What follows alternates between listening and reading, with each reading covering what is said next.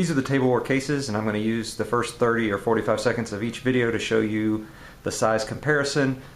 On the bottom is the Tablewar full-size case. I haven't taken the paper off yet, even though I've had it for a few months. On top of that is the half case, so it's the same width and depth, just not as tall. And on top is what they call the Mini, which is a third as wide and a little bit shorter and a little bit less deep, and it was designed to go on airplanes and such. So here's your size comparison of the three cases, and now we'll move on to looking at the individual cases. Okay, first up is the Tablewar Mini. These were done in a recent Kickstarter. They're made in China. They can have either an acrylic front or a plastic front. One thing is the paper is a real pain to get off, the protective paper. You can see I haven't gone back to get it out from these little seams, so if that's really a big deal for you, then it's a big deal. They come standard with two of the display trays and a drawer. I'll pull those out in a minute, and I think I'll just do a whole separate thing on the trays, taking a look at all the different tray options. They cost right at $90, and they are 8 inches high, 9.25 inches deep, and 13.5 inches wide. But the internal dimensions are 8 by 9.25 by 13.5. But that's not really even the best way to look at it, because the trays don't completely cover things. But we'll look at that here in a minute. And that makes a per model cost and actually a cubic inch cost almost irrelevant in these. But if you really like to display them, you like to show your stuff off, then this is a good way to go. Now, all three models are made about the same from a construction, mechanics standpoint. They all have locks on the top that you can pop off. They have one latch on the side, so it opens up, and the doors will actually come off as well if you want. And then they have two side latches where it can open up. That's important. I actually like to open that up whenever I'm pulling them out, because I have actually broken a model catching the top of it. It is not as forgiving as foam. This is metal. The seams are pretty good. Online, a lot of people have complained about the locks. I have not set a lock. I just leave them with the pins in there. I don't leave my models around anywhere that I have to worry about locking them up. But these are designed so that they can go under the seat on an airplane. Now, they're nice because they have these trays and you can do different sizes and stack them, having different heights. But one of the drawbacks is if you have something tall, it pretty much takes up all that space, and you can't do partial trays. So because of this mount lock, you could not, even if there weren't Carnifexes here and you just had infantry guys around it, that's as much the only level you could do. So that is an issue. These then pull out pretty easily.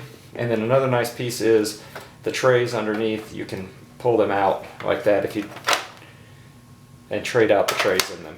So it is very configurable. Now it comes with it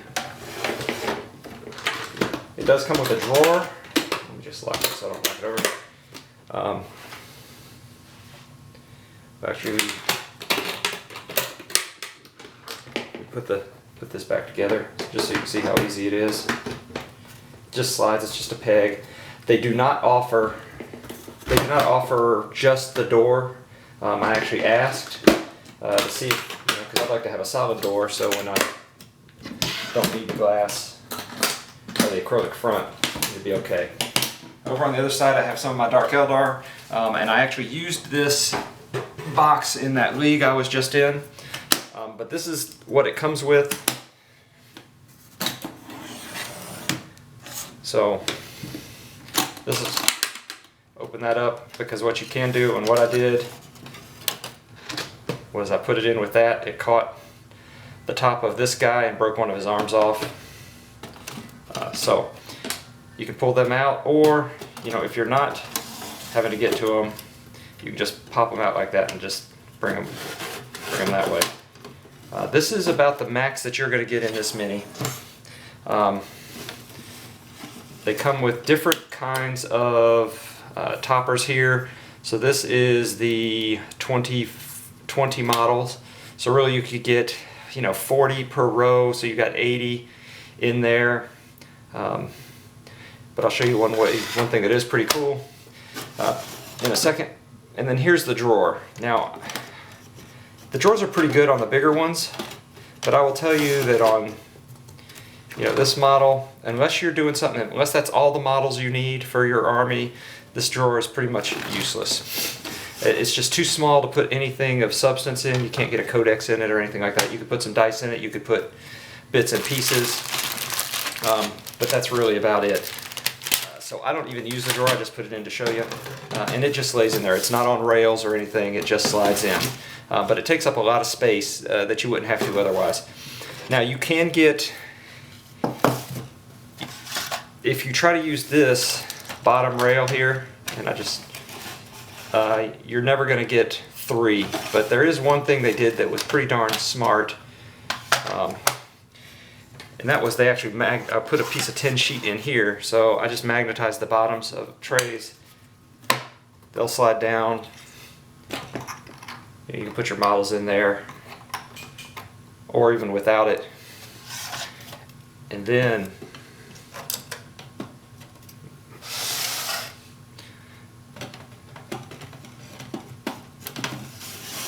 you can slide those in. And yes, I did just break off that same little piece again, and then that slides in there. So you can get 3 rows in if you use the tin on the bottom.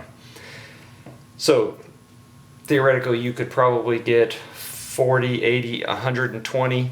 At $90 you're still talking probably what, 80, what is that, 80 cents a model. So this is not a cost-effective method, but it's cool. One other thing that's really nice about these is that they're standing up, and I really like storing the models standing up because I don't bump into things. They don't get caught in the foam as foam's getting pulled out usually. As long as you watch the height and remember to open this up for any tall models you have.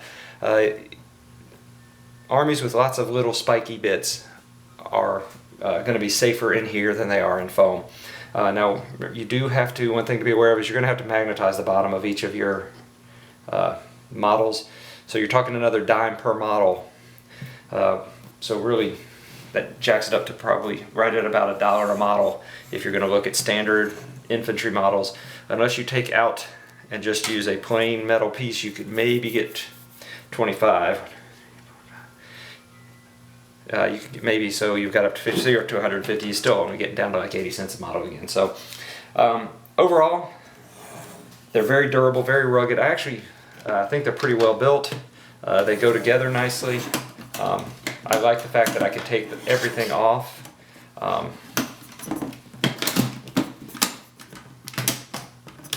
You snap them all shut. I haven't had them pop open on me yet.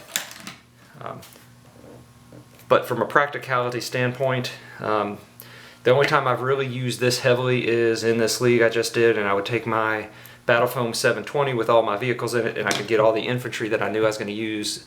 When I was only playing at the 1,000-1,500 point level, I could have all the infantry and HQs I needed in here, and then I could have all my vehicles in a smaller bag and not have to take my big 1520.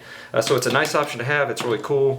You can do a lot of stuff with it, and the trays give you a lot of flexibility, but height-wise you just don't get a whole lot in the Mini, and you run into the same problems in the other ones. But overall, if you like it, I recommend it, but you're not going to be doing it if you're looking for a cheap alternative. Okay, so overall on cost, I'm going to give this a 1 for cost. It is very expensive. Flexibility, I'm going to give it a 4, even though height becomes a big issue. You can do a lot of different configurations. You can have a lot of fun with it. Sturdiness, I'm going to give it a 4. I would give it a 5 probably if I had the hard cover one, but that acrylic can scratch. Weight, I'm going to give it a 2. For its size, it's pretty heavy. Transportability, let's give it a 4. It's small. It can go with you if you have a real small army. It's not a big deal. In capacity, I'm going to give this one a 2 because it's not going to hold a whole lot of models beyond if you're not dealing with just the infantry size.